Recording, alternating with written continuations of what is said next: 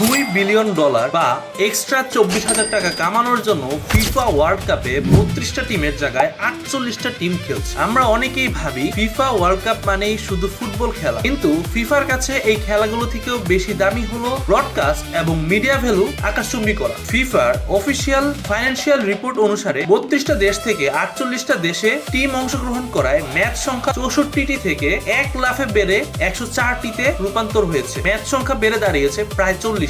এর ফলে টুর্নামেন্টসের ডিউরেশন যেমন বেড়েছে, তেমনি মিডিয়া রাইটস এবং ব্রডকাস্টিং ফি আকাশচুম্বী হয়ে দাঁড়িয়েছে। Global management consulting farm Boston consulting group BCG এর হিসাব অনুসারে ম্যাচ সংখ্যা 40টি এবং টিম 16টি বেড়ে যাওয়ায় চীন, ভারত অথবা আমেরিকার মতো জায়ান্ট দেশের কোম্পানিগুলোর ক্ষেত্রে ব্রডকাস্টিং এবং মিডিয়া ফি বিট করার ক্ষেত্রে তাদের চান্স বহুগুণে বেড়ে যায়। আর এই বড় অর্থনীতির দেশগুলো যখন ফিফা ওয়ার্ল্ড কাপে চান্স পায়, তখন সেই দেশের মেগা কোম্পানিগুলো বিলিয়ন ডলারের স্পন্সরশিপ নিয়ে ফিফার কাছে লাইনে দাঁড়িয়ে যায়। স্রেফ এই নতুন মার্কেট আর 40টি ম্যাচ বাড়ায় এই জায়গায় প্রায় $2 বিলিয়ন বা 24,000 কোটি টাকা রেভিনিউ ফিফার ক্ষেত্রে বৃদ্ধি পেয়েছে। Global sport business research farm sport বিজনেসের ডেটা বলছে, এই এক্সপেনশনের কারণে ফিফার গ্লোবাল পার্টনার এবং স্পন্সরদের অন স্ক্রিন ভিজিবিলিটি টাইম প্রায় 40% পর্যন্ত বৃদ্ধি পেয়েছে। তার মানে মাঠে প্লেয়াররা যতই গোল করুক না কেন, আসল গোল কিন্তু দিয়ে দিয়েছে ফিফা।